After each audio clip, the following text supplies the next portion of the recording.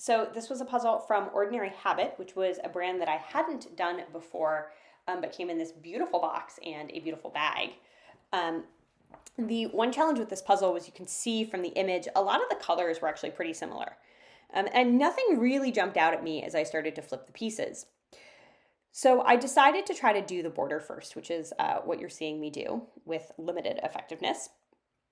I also knew the puzzle was vertical and it was a new to me brand, which means that I didn't have a good intuitive sense of how big it would be. And so in that case, I often like to do the border first just so I kind of know what I'm working with.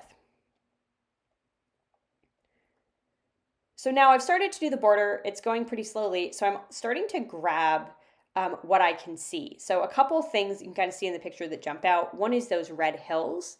The other is actually the blue of the water. I gravitated towards that blue because it would help me also build across the puzzle and have a big section that was sort of just done. As you can see here, I've gotten that bit basically done. And so now can clip in the hills to that.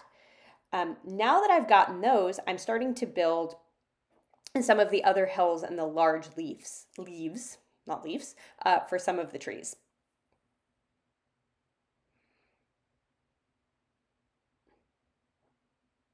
So now pulling to the side pieces that look like they belong to the people on the bottom.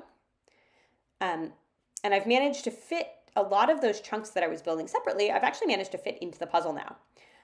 Strategically, I would say that this was not terrible, especially given that it was a first run of a new brand. I think if I reran this puzzle, don't know that I would do the border first. I think I would leave the border, especially that pink part, focus on building the water, the red hill, and then the people, and then work on the top, doing that umbrella, then the tree, likely. But, I don't think it was a terrible strategy given it was a first time through. And here we are.